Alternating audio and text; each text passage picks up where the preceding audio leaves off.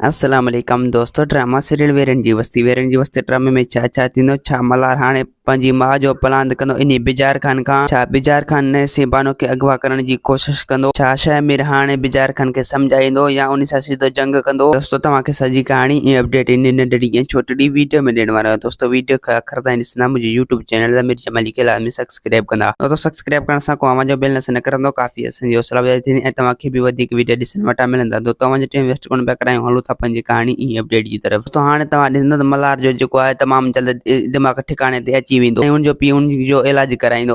पोइ वञी बिजार खान सां मिलंदो ऐं बिजार खान खे चवंदो त तो मुंहिंजे माउ खे बेदर्दी सां क़त्ल कयो, मूंखे उनजो प्लान ॾे, अगरि जेकर तूं मूंखे उनजो प्लान न ॾींदे त पोइ मां तोखे कॾहिं बि बख़्श न कंदसि। रेस बिजार खान चवंदो त मल्हार तूं त मरी चुको हैं, बहरहाल तूं कीअं जहिड़ो थिए। उन ॻाल्हि जो सच इहा आहे त मां तुंहिंजे माउ खे कुझु बि न आहे कयो ऐं तुंहिंजे माउ खे नुक़सानु पहुचाइण में इन खे खान बहादुर जो हथ हो। मूं तुंहिंजे माउ खे का बि नुक़सानु न पहुचायो। मल्हार चवंदो त रेस बिजार खान अगरि जेकर इन मामले में तुंहिंजा हथ थिया त पोइ मां तोखे कॾहिं बि बख़्श न कंदसि ऐं मां जांच ज़रूरु कंदसि। ऐं ॿिए पासे दोस्तों हाणे तव्हां ॾिसंदो त बिजार खान बानो जे ख़िलाफ़ वरी सोचींदो ऐं हू इहा सोचींदो त हाणे वरी मां उन सी बानो खे अगवा करे ऐं उन सां शादी करे सघां थो, जो हुनजो हाणे कोई बि वारस न आहे जो हुनखे मूंखां आज़ादु कराए, हुनखे मां पंहिंजो घरवारी करे हुनखे हिन मिल्कियत जी वारस बणाईंदसि, जो हू हिकु सूह जी राणी आहे। ऐं ॿिए पासे दोस्तों हाणे तव्हां ॾिसंदो शहमीर जेको आहे रस बिजार खान ॾे कॉल कंदो, रस बिजार खान खे चवंदो त अगरि जेकॾहिं तो बानो जे ख़िलाफ़ का क़दम ग़लति खयो त पोइ मां तोखे कॾहिं बि बख़्श न कंदसि। हू हिकु सिंध जी न्याणी आहे ऐं हू